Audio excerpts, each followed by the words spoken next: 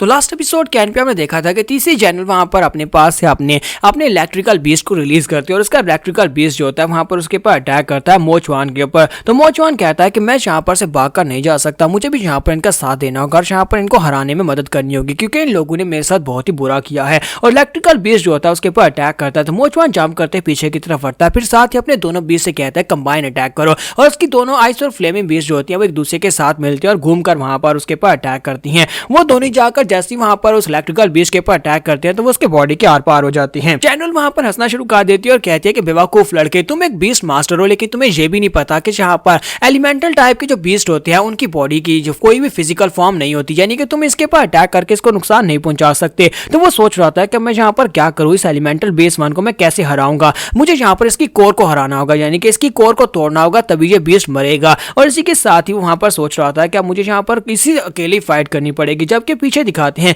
ज़ेंगी और सिस्टर जू जो होते हैं वो लोग वहां पर दूसरे जनरल से फाइट कर रहे होते हैं। दूसरे जनरल ने वहां पर अपने गोलम को रिलीज किया होता है। उसका गोलम जो होता है वो मिट्टी से बना होता है लेकिन उसके पास यहाँ पर उसके पास स्पेशल क्या कहते हैं प्रपल्शन होती है जिसके साथ वो उड़ सकता है। उसका डिफेंस भी अच्छा होता है और साथ ही उसकी स्पीड भी अच्छी होती है। तो सिस्टर ज़ेंगी और सिस्टर जू दोनों वहां पर अपने अपने बेस के साथ उनसे फाइट करने वाली हैं। तो सिस्टर ज़ेंगी जो होती है उसके पास उसका लामार होता है जबकि सिस्टर जू के पास उसका रैबिट होता है। और इसी के साथ ही लामार जो होता है वो जाकर रैबिट चांद को उसके मुंह के ऊपर जाकर चाट देता है। जब वो उसे चाटता है तो उसकी बॉडी के अंदर से विंग्स नहीं स्पाइक्स निकल आते हैं। और इस बात उसका रैबिट चांद जो होता है वहां पर रोना शुरू कर देता है और वो रो रहा होता है क्योंकि उसे लगता है कि वो बहुत ही गंदा दिख रहा है। तो सिस्टर जू से कहते हैं कि नहीं तुम गंदा नहीं दिख रहे, जबकि ज़ेंगी उसे कहते हैं कि मुझे लगता है कि इसने जानबूझकर इसको चाटा है ताकि इसके बॉडी के अंदर स्पाइक निकल आ जाए। स्पाइक निकलने की वजह से इसका डिफेंस जो है वो काफी ज्यादा स्ट्रॉन्ग हो जाएगा। और इसी के साथ ही रैबिट चांद जो होता है वहां पर अपने स्प्रिंकल्स को यूज करते हुए उसको वहां पर हीलिंग पोशन देता है और दोनों यहाँ पर अब कंबाइन अटैक करने वाली है। ज़ेंगी कहती है चलो फिर ठीक है लामार चांद जल्दी से अपने स्पाइक्स के साथ अटैक करो।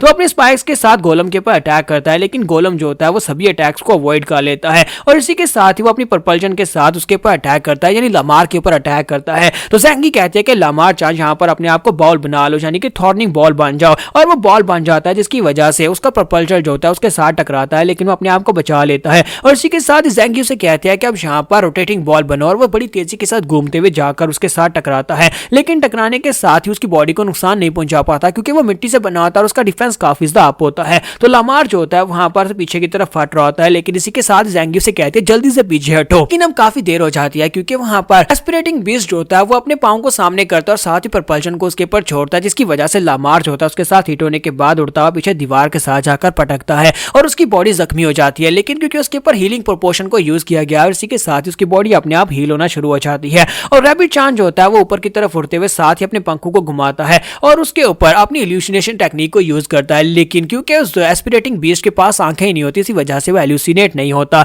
और वो उसके ऊपर भी अटैक करता है जिसकी वजह से रैबिट चांद भी नीचे गिर जाता है और होना शुरू कर देता है। कहते हैं कि हम दोनों तो मिलकर भी यहाँ पर इस एस्पिरेटिंग बीस्ट को नहीं हरा पा रहे। और पीछे लियू फेंग की तरफ देखते हैं वो कहते हैं कि ब्रदर लियू फेंग यहाँ पर मास्टर 2 से फाइट कर रहा है ताकि हमें यहाँ पर ज्यादा से ज्यादा टाइम मिल सके, हम लोग ये कर सकते हैं। सिस्टर जू से कहते हैं कि हमें दोनों को मिलकर ही यहाँ पर इसको हराना पड़ेगा। और दूसरी तरफ हमारे लियू फेंग को दिखाते हैं कि लियू फेंग जो होता है अपने बीस्ट को रिलीज करके मास्टर 2 के सामने खड़ा होता है। मास्टर 2 से कहते हैं कि तुम्हारे कपड़ों को देखकर लगता है कि तुम लिंगजाओ क्लैन के मेंबर नहीं हो, लेकिन लगता है कि तुम्हारी वजह से उनको इतनी हिम्मत मिली है कि उन्होंने हमारी ब्रांच के ऊपर अटैक कर दिया, तो तुम यहाँ पर इन कमजोर बीस्ट के साथ मेरा मुकाबला नहीं कर पाओगे। क्या तुम्हें लगता है कि तुम अपनी इस पुअर पावर के साथ इनकी मदद कर सकते हो? तुम्हारे लियू फेंग उसे कहता है कि तुम्हारे क्लैन ऑफ फ्रीडम के बारे में हमारे लिंगजाओ क्लैन के वक्त में तो कोई जानता भी नहीं था, तुम्हारे जैसा एक नेमलेस क्लैन, तुम्हारी हिम्मत कैसी हमारे लिंगजाओ क्लैन के बारे में इस तरह की बात करने की? मैं एक एक मेंबर को ढूंढूंगा और उसे मार डालूंगा। मास्टर 2 से कहते हैं कि तुम बातें तो काफी ज्यादा अच्छी करते हो लेकिन देखते हैं कि तुम यहाँ पर सर्वाइव कर पाओगे या नहीं। और इसी के साथ ही हमारे लियू फेंग के पीछे से एक बड़ा सा डार्क फैंटम बीस्ट निकलता है।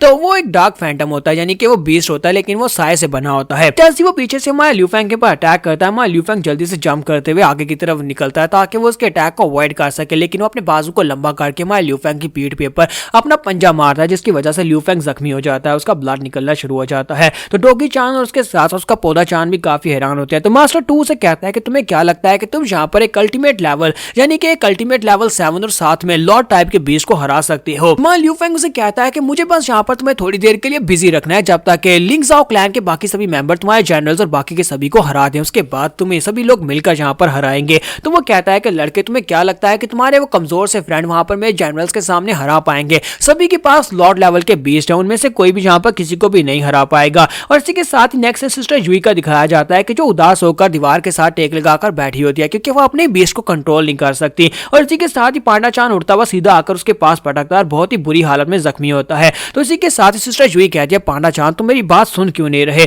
जबकि जनरल जो होता है वो अपने बीस्ट की तरफ देखता है तो उसके बीस्ट की हालत भी काफी ज्यादा खराब होती है। उसका जो डायमंड गोलम होता है उसकी हालत काफी ज्यादा बुरी हो चुकी होती है। देखिए वो फाइट करने की कंडीशन में नहीं होता। पांडा चान और डायमंड गोलम दोनों यहाँ पर हार चुके हैं। तो वो जनरल कहता है कि अब जबकि बीस्ट हार चुके हैं तो इसका मतलब यह है कि बीस्ट मास्टर को आपस में फाइट करनी होगी और जो यहाँ पर एक दूसरे को मारेगा वही यहाँ पर इस फाइट का विजेता होगा। और वो जल्दी से आगे बढ़ता है, जाकर सिस्टर जूही को उसको गले से पकड़ लेता है, उसका गला दबाना शुरू करता है और कहता है तुम्हारे जैसी कमजोर औरत को मारना तो मेरे लिए यहाँ पर एक चींटी को मारने के बराबर है। जैसे ही वहां पर उसे नीचे गिरा लेता है और जाकर उसका गला दबा रहा था और उसे मारने वाला होता है। इसी के साथ ही पांडा चान उठकर खड़ा हो जाता है। पांडा चान उठकर खड़ा होता है, साथ ही अपने पंजे में उसका सर पकड़ता है और उसे जोर से दबाना शुरू करता है। तो जनरल कहता है कैसा कैसे हो सकता है, ये अभी तक ठीक कैसे, अभी तक उठ कैसे गया, क्योंकि मेरा डायमंड गोलम तो उठ नहीं रहा। और साथ ही वो अपने पंजे को वहां पर मुट्ठी बंद करता है तो उसका सारी उड़ा देता है और इसी के साथ ही एक जनरल मर जाता है। और पांडा चान जो होता है इसी के साथ ही गुस्से के साथ अपनी मास्टर की तरफ देखता है, फिर साथ ही पीछे की तरफ मुड़ता है और उसे इशारा करता है कि मुझे फॉलो करो।